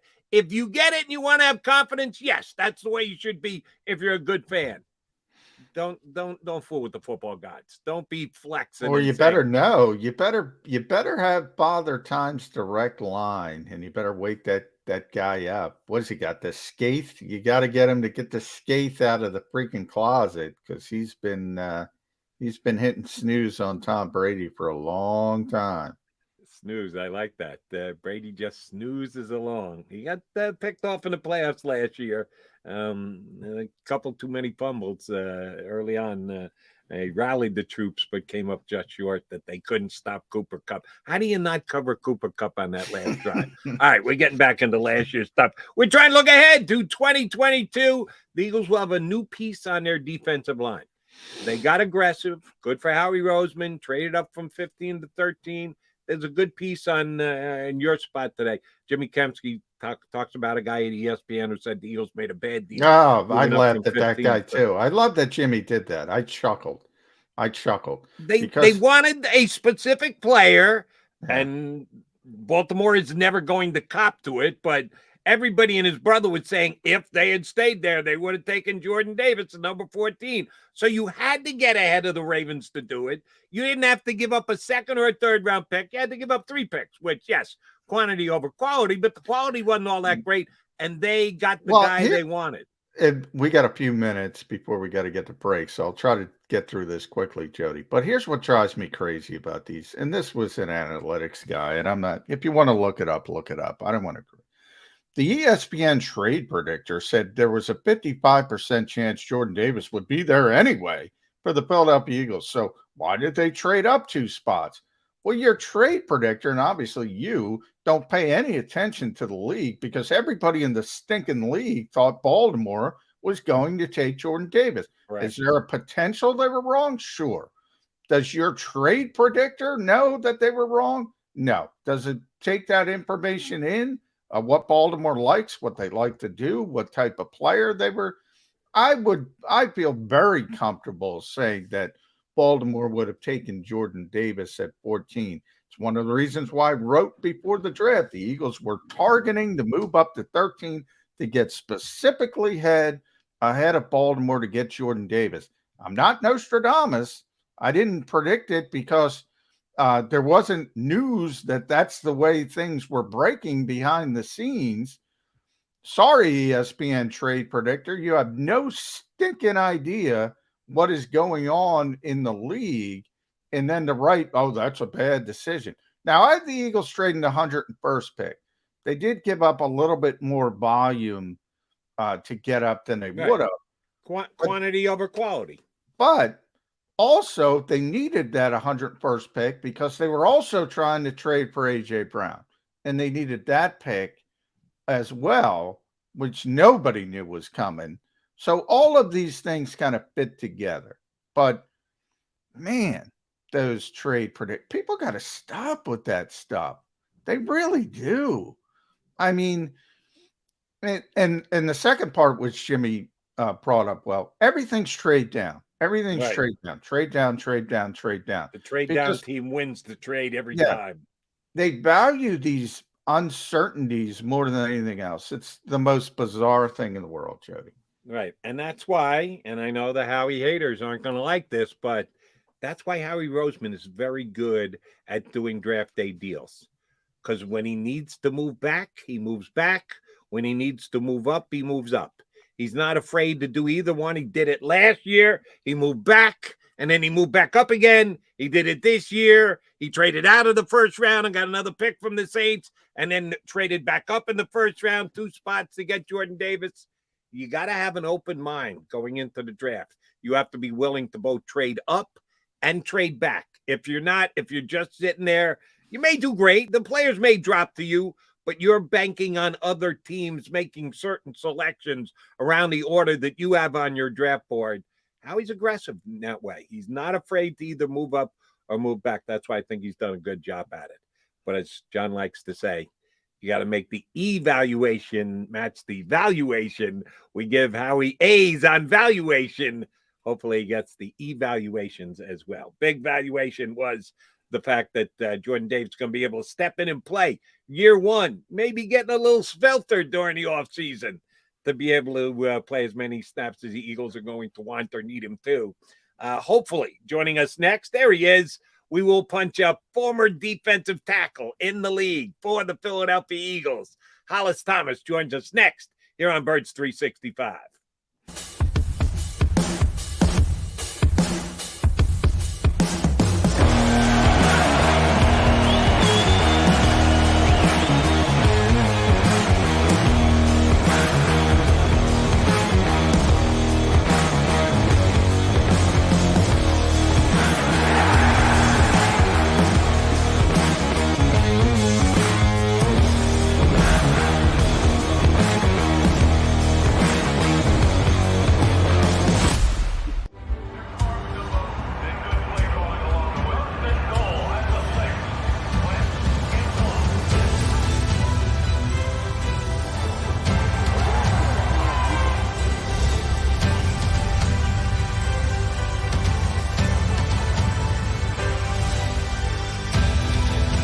Field of life.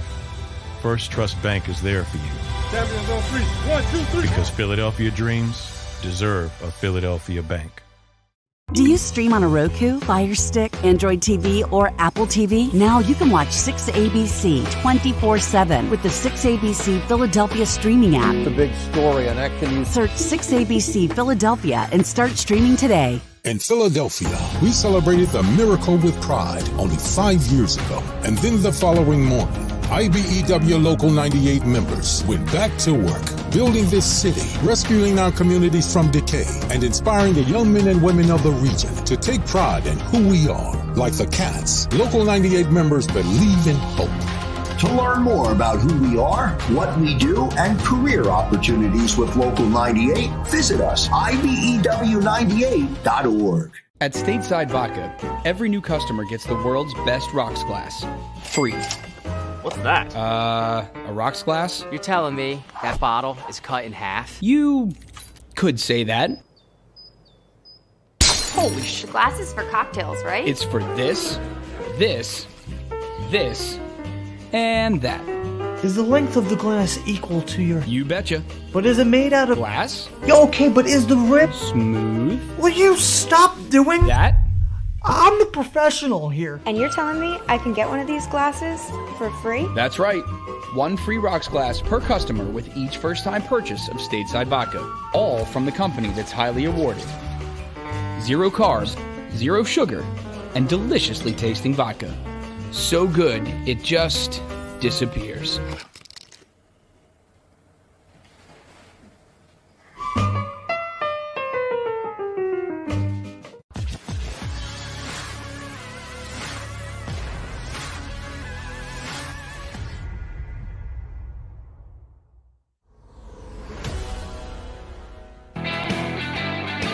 Tuesday edition of the Mac and Mac Guys on Birds 365. You got McDonald, you got McMullen, and we got a big guy to join us. Former Eagle defensive tackle Hollis Thomas jumps aboard here with us on Birds 365. Now, I got to admit, John, do you know what it says under Hollis right there? Damn Skippy, it says. Come on, Jody. Skippy. Damn Skippy. Thomas? Yes, sir. How you feeling, Jody? I'm doing good, buddy. Good to see you, big guy. Appreciate you coming on board with us for a couple of minutes today. What was the biggest number? Now I'm asking honestly here. You got to both give me with a lie detector test and a scale in hand. Okay. What was the biggest number you ever played at? The biggest number probably like 360, 365, something like that. So you got Hollis, you got Jordan Davis by about I don't know 20 pounds right now, but he's got about 6 inches on you. So when you look at a guy, we got about three. I'm 6'3", so 6'3". Yeah. Are you 6'3"? Is that what we're saying? All right. Well, no, that's not what we're saying. I probably could, if I stood next to you, you'd notice because whoever your doctor was probably gave you 2 or 3 inches. But when I do tell people that I'm 6 feet, they're like, "No, you're taller," and I am taller than 6 feet. So it's just weird when I stand next to you, like, hey, you're taller than 6 feet. I was like, "No, your doctor's lying to you." Well, now we always talk about nose tackles and 0 technique, 1 technique, whatever you want to call them. That low center of gravity is helpful. When you see a kid like Jordan who's so big, tall, as well as his size, do you think that could be a problem at the NFL level when you have offensive linemen who kind of understand leverage and things like that? It can only be a problem for the center because the low man does win, but when you combine strength with his ability to stay as low as he can get, it causes a problem for the offensive line. Now, I don't know if you remember the Twin Towers that they used to have in Jacksonville with Marcus Stroud and John Henderson. Yeah. That's what type of problem it creates, because you may get low sometimes, but you're not going to get low every play. and you'll probably get destroyed more times than not, especially early in the game, and it can be demoralizing when you're trying to block somebody and it's futile. It's kind of like watching a superhero walk in the building, walk through a door. That So can do some damage. Yes, yes, it can. I watched him. I watched him, and I like his pad level, and I like the way the main thing that I do like about this kid is the way he uses his hands.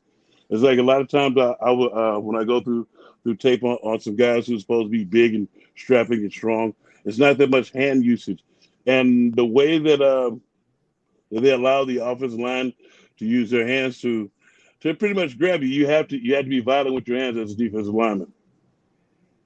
Now, isn't it funny that Kenny Pickett can't play in the National Football League because he doesn't have big enough hands?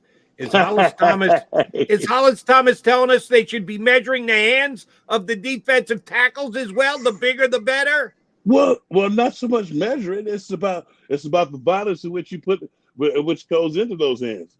It's like when you come off the ball and you grab the offensive lineman in the proper area within the framework, and you start throwing them around, and you see those meat beaters like snatch people up and throwing them away.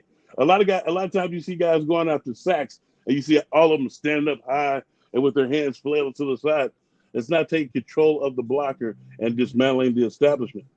The one thing, the technique behind playing offensive defensive line is almost the same.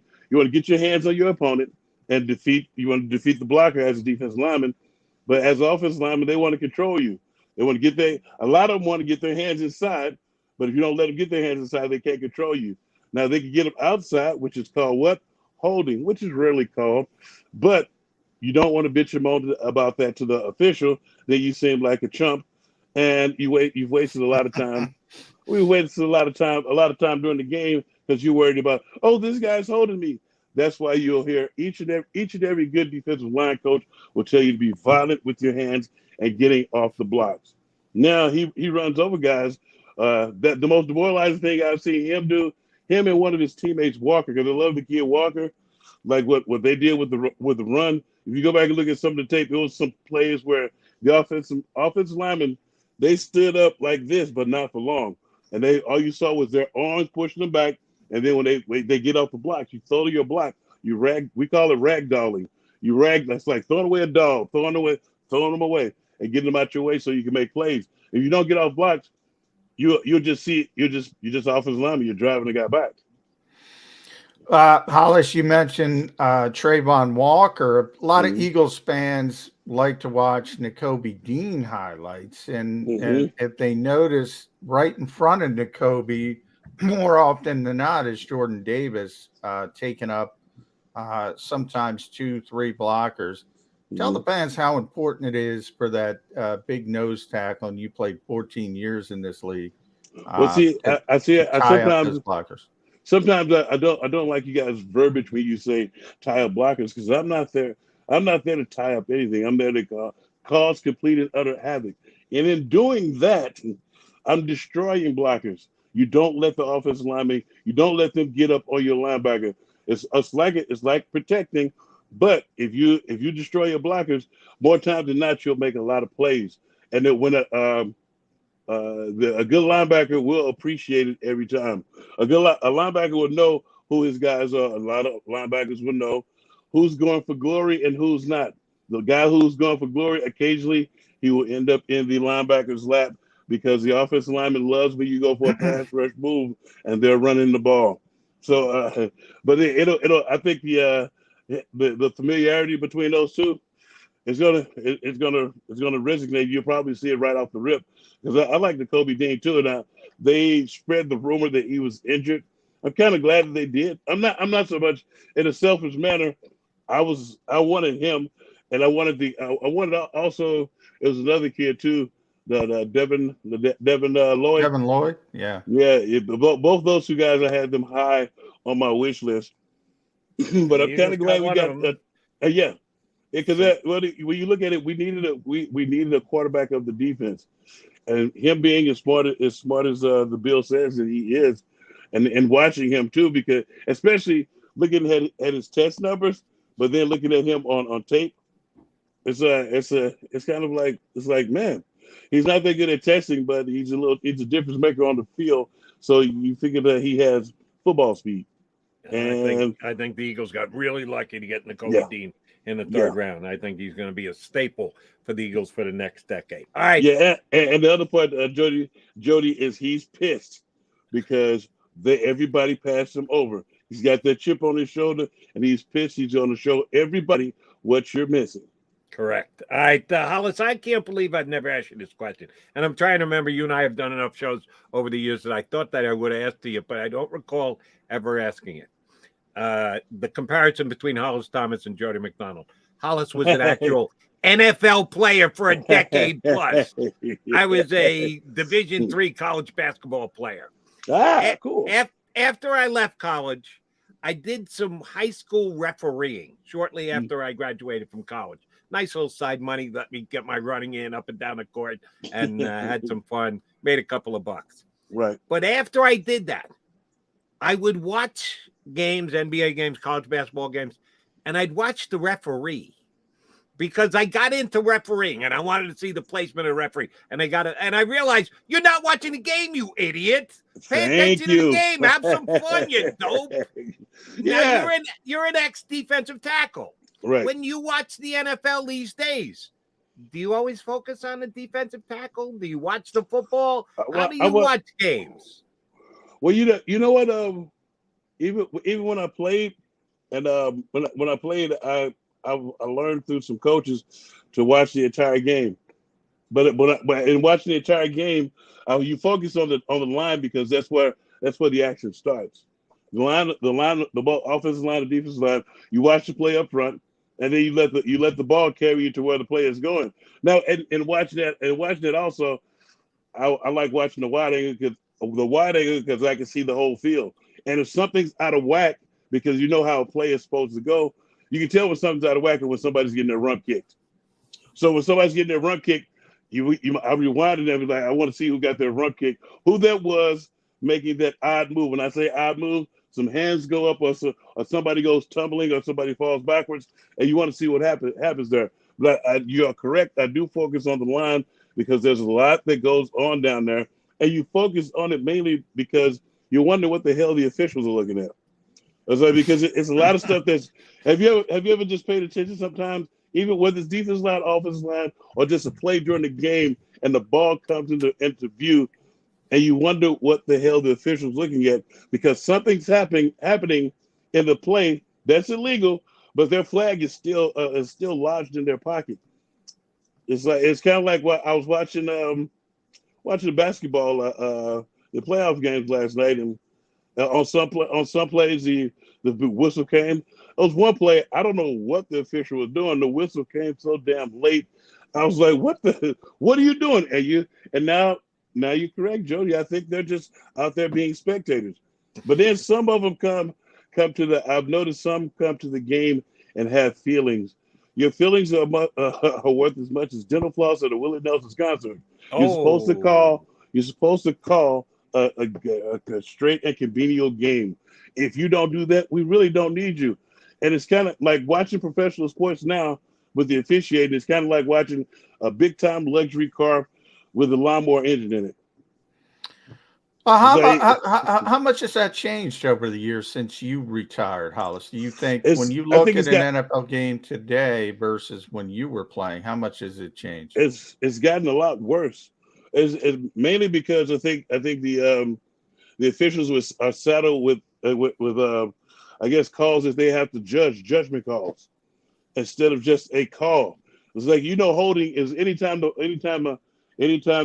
hands are outside the framework, it's a definition of holding. It's like, but you see it all the time in the NFL, and yet they say it has nothing to do with the play. I said, so why are we out here then?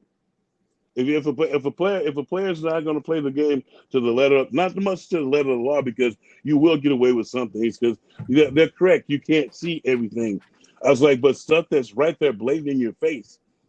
It's like you don't even make those calls, and then you don't get to say anything about it. You don't get to critique it, and I don't know why. It's like if I spend my entire off season working out and getting ready to play, and I got this guy who's not going to make the proper call or is not going to make a call at all, but I can't say anything about it, get the hell out of here with that. That's why I choose now to make it a point to call out every stupid thing that they do, and they've really disappointed me. But they've disappointed me in a bad sense because they've given us way too much to talk about at this point. The fact that we have to mention them in every sport. Name me a sport where the officials do not affect the game. The officials should be just officials. They should not affect the game. They should be seen, not heard. The players, put it this way, when you hear the commentator talk about, oh, he's not going to get that call, why not? It's a foul, isn't it? It's an infraction, isn't it? Make the call. Nobody give a damn about anybody. Oh, you've earned nothing. You've earned the right to play the game the right way. Call it as such. Quit kissing everybody. I'm tired of them kissing I'm not going to kiss an overrated loser's ass. It's like this. So when the dust settles, it's like you have you ever just paid attention to? Oh, he's not going to get that call. Why the hell not? It just happened. Or when they said he shouldn't have made that call this late in the game, the player should not have put him in the position to have to make that call this late in the game. Have some composure, dummy. I like your attitude on the referees, Hollis. All right. Wanted to get you on and get your take about Jordan Davis because I know you understand the defensive tackle position. We also know who the guys are going to have to go up against. The Eagles' second-round pick was Cam Jurgens at center, a guy you have to deal with on a play-in, play-out basis during your playing days. When you see Cam Jurgens, watch a little film on him. How good a kid is this? Is he going to be able to keep guys like Jordan Davis? Luckily, not him in particular because they'll be teammates, but those type of players. Is he going to be the guy who's going to step in for Jason Kelce and keep the center position solidified for the Eagles? Well, the one thing I did know the kid when not so much know him personally, but I saw him play a lot. I watch a lot of college football. Especially somebody asked me why do I watch a lot of college football? It's like when I played, I watched lots to see who's coming to take my job. But in watching him play for Nebraska, he's actually a really good center. He's kind of what you're looking for to help replace Jason Kelce, who's just playing. I don't know if he's just going to play one more year or is he going to take it a year-to-year basis.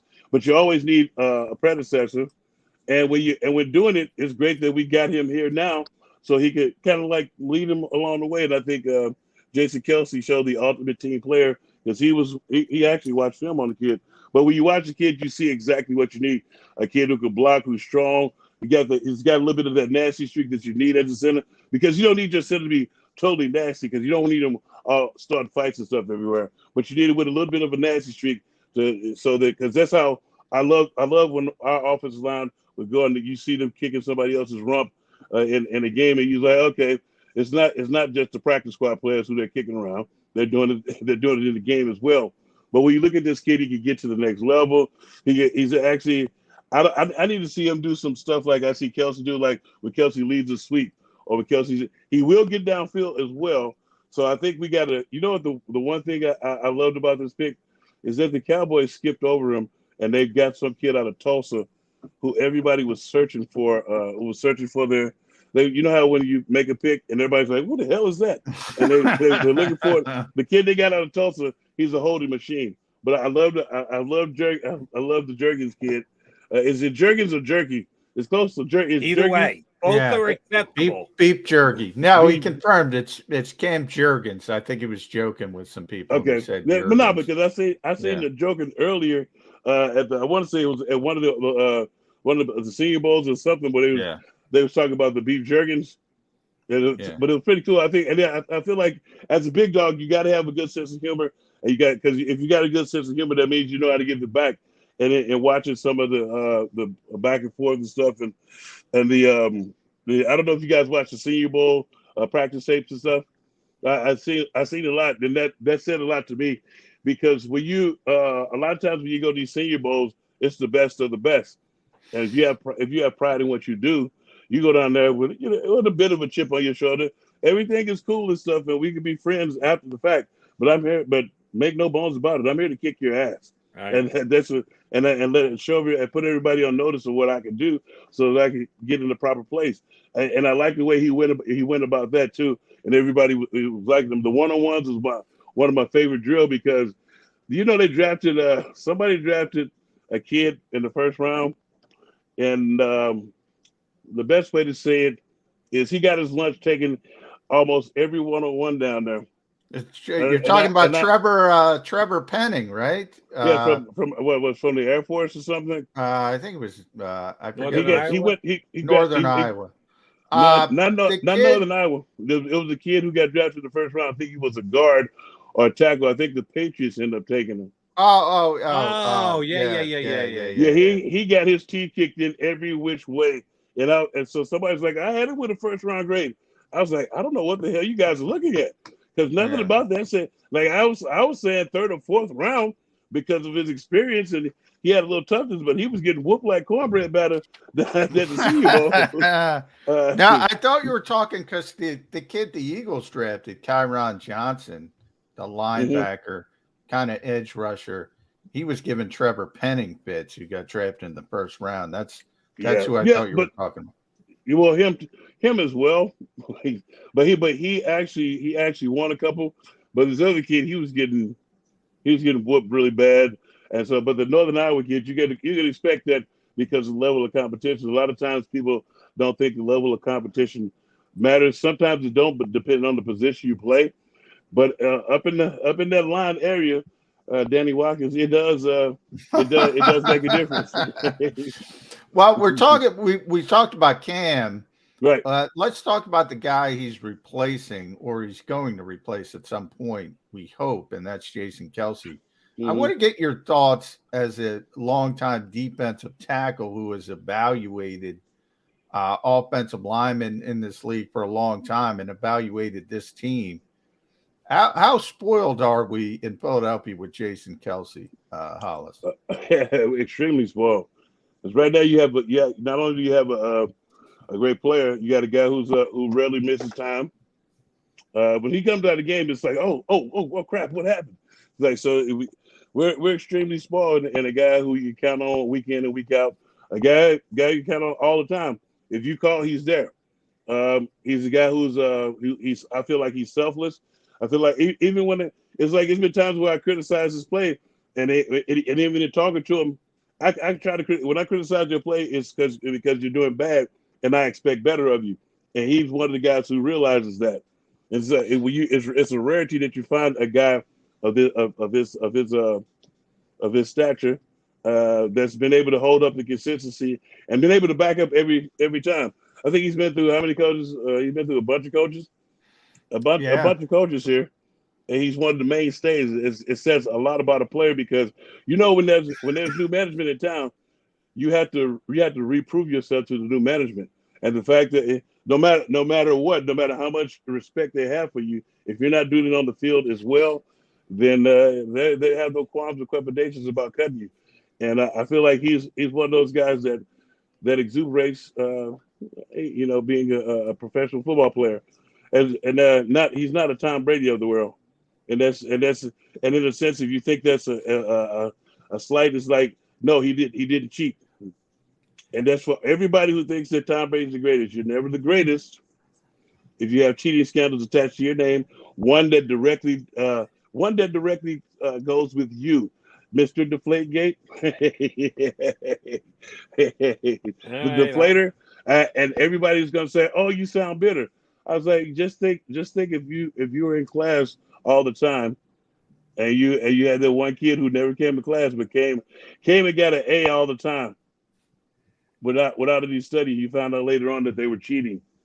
Hey, good for you, Hollis. Stick to those Brady's a cheater vibes that you've been putting out there for all those years. All right, last thing, Hollis. Okay.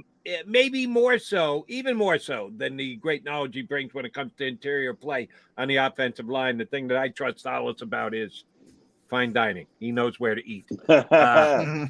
Where are you getting your ribs these days? Have you found a new chicken and waffles place in town? Well, my ribs, it's my brother my Oh, dad I've had your brother's stuff. Yeah, so my dad rest his soul. He was to me, he was one of the kings of making ribs. And lately, my brother has been hooking me up, and then also my sister, who's a tremendous cook. She's right down in DC. We've been doing a little bit of family stuff since the pandemic is going on. You kind of do a little bit more family stuff. But it was what was the guy's name? Occasionally, I would get him from what's the name of that place? I can't think of the name of that place. It's a barbecue place around there. I can't think of the name but of it. when you think of it, you got to text me because I trust your knowledge of cuisine as much as anybody in town. We had some good meals in studio. Yes, yes, we did. But now I'm pretty much just like. Have you tried the Popeyes fish sandwich?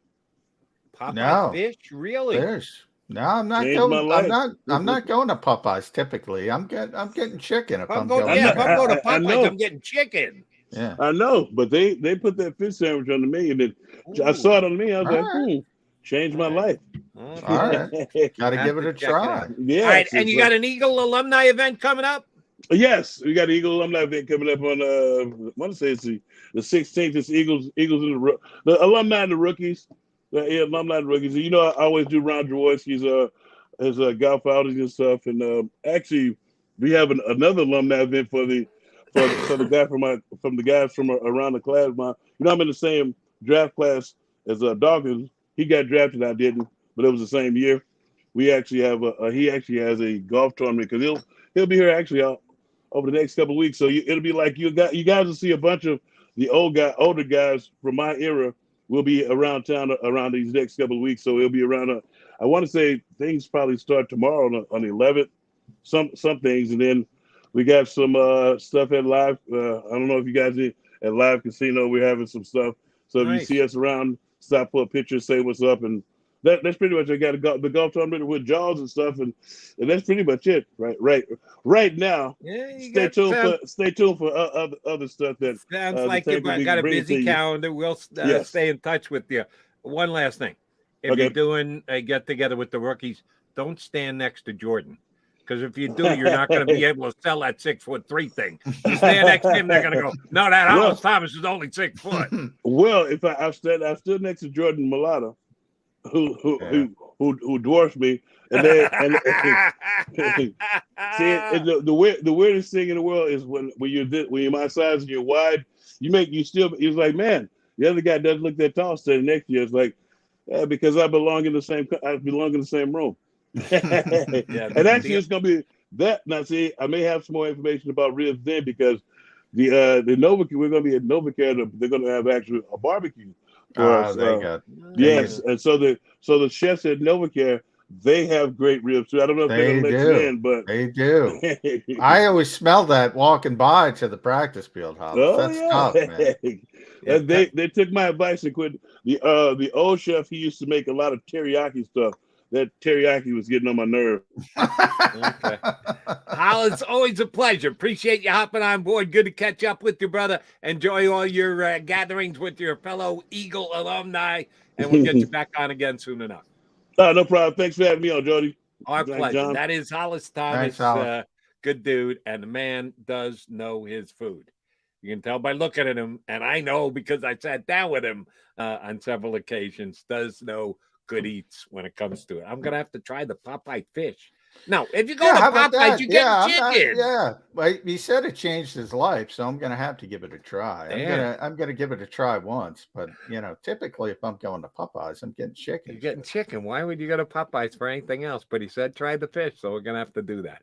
All right, Jody Mac coming back. We still got a couple minutes left. Need to put a bow on the show.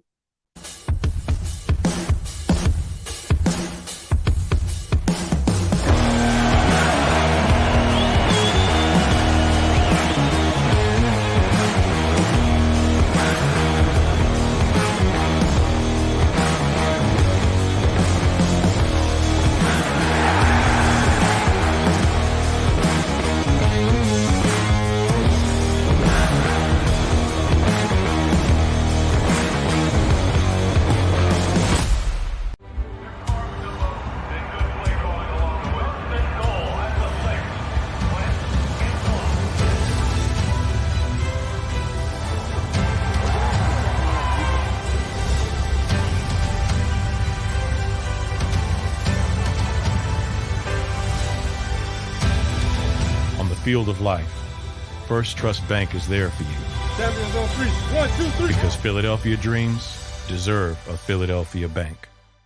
Do you stream on a Roku, Fire Stick, Android TV, or Apple TV? Now you can watch 6ABC 24/7 with the 6ABC Philadelphia streaming app. The big story on Action News. Search 6ABC Philadelphia and start streaming today. In Philadelphia, we celebrated the miracle with pride only 5 years ago. And then the following morning, IBEW Local 98 members went back to work, building this city, rescuing our communities from decay, and inspiring the young men and women of the region to take pride in who we are. Like the Cats, Local 98 members believe in hope. To learn more about who we are, what we do, and career opportunities with Local 98, visit us, IBEW98.org. At Stateside Vodka, every new customer gets the world's best rocks glass, free. What's that? A rocks glass? You're telling me that bottle is cut in half? You could say that. Holy shit. Glasses for cocktails, right? It's for this, this, this, and that. Is the length of the glass equal to your... You betcha. But is it made out of... Glass? Okay, but is the rip... Smooth? Will you stop doing... That? I'm the professional here. And you're telling me I can get one of these glasses for free? That's right. 1 free rocks glass per customer with each first-time purchase of Stateside Vodka. All from the company that's highly awarded. 0 carbs, 0 sugar, and deliciously tasting vodka. So good, it just disappears.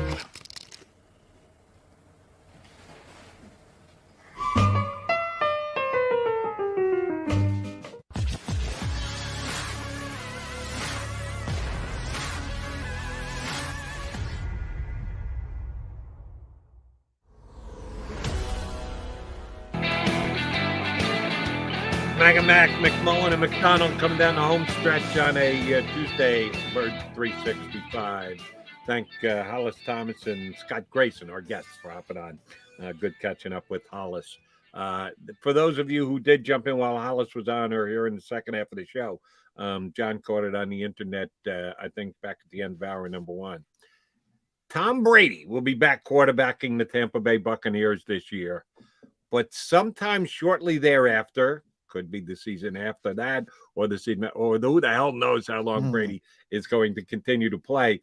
But apparently he's come to an agreement to become the lead football analyst for Fox. Troy Aikman's been doing it for over a decade. He moved to ESPN this year. They elevated the I can't even keep it straight, Jody. Who's at Amazon? Who's at ESPN? I can't even keep it straight. Yeah, there are many in outlet. I know for a fact that Aikman went to ESPN and Joe Buck followed him, which surprised the heck out of me because I didn't think Joe would give up baseball.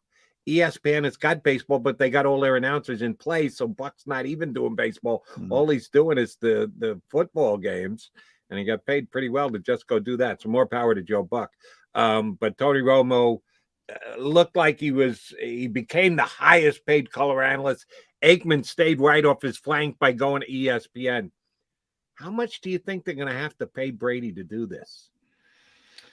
More than Tony gets. I think it starts there. I think he's going to be the highest paid, so it's going to be quite a bit.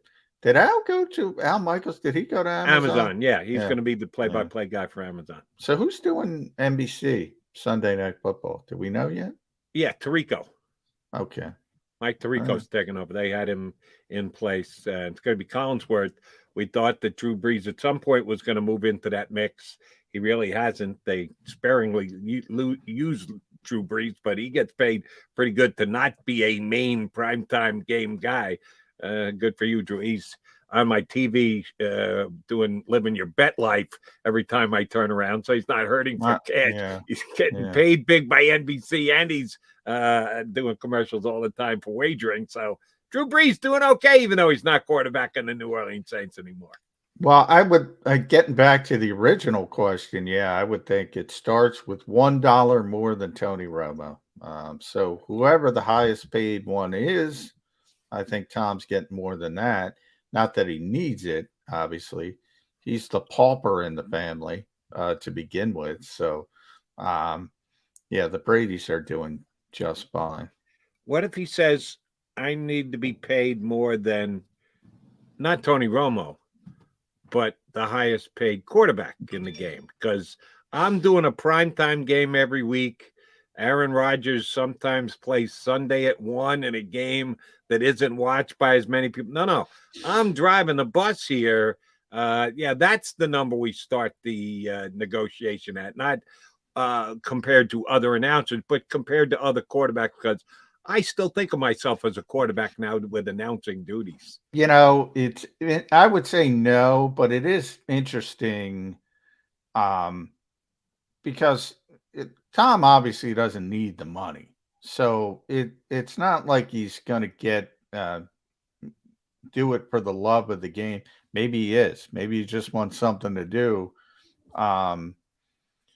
But I would think to get him to do it, you got to go to a number probably you haven't been to before. I would say that would be my guess, and it'll come out because it's a public company, so it'll come out at some point.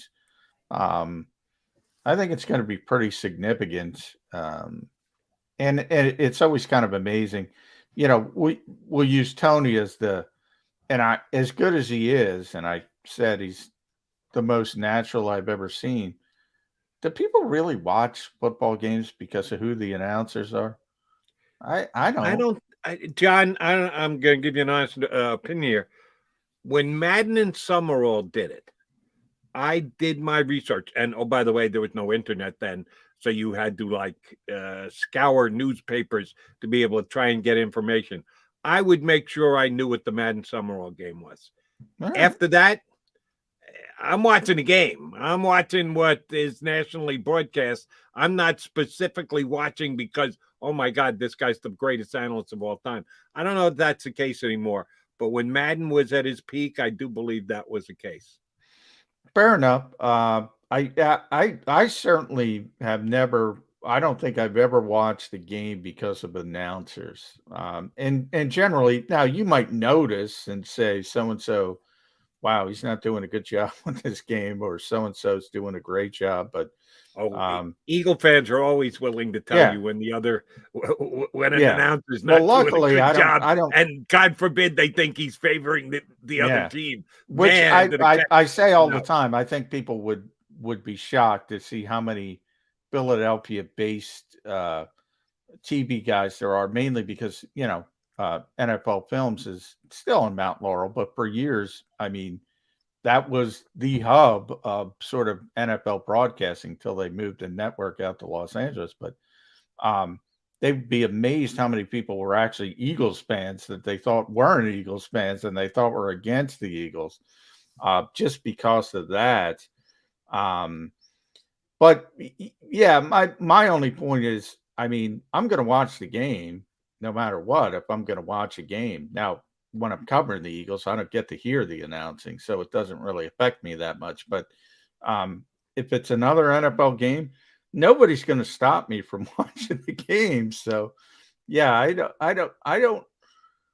God bless them. I mean, to get that much money, but I don't understand the allure of the big time color commentator. I think the play-by-play guy is more important, to be honest. You would think, but no, the color guys are the ones that get paid. All right, John, we will be back here in 22 hours. Maybe there'll be some movement in the James Bradberry maneuvering. Both you and I seem to rank him higher than you think the Eagles rank him, and that will come down to be judged by how much the guy gets paid. One other question before we adjourn and then return in 22 hours. 22 hours from now, will Aaron Cepas still be the only punter on the Eagle roster? Yeah. They didn't even bring anybody in they had 19 tryout players. 19 tryout guys, and not one of them was a punter. How the hell did that happen? I don't know. I'm surprised they haven't brought somebody in to compete with Aaron Cepas, but maybe they think, he figured it out. He was pretty good early last season, so maybe they think it's just a consistency problem. It's just a conditioning thing, and he's not used to kicking 17 games.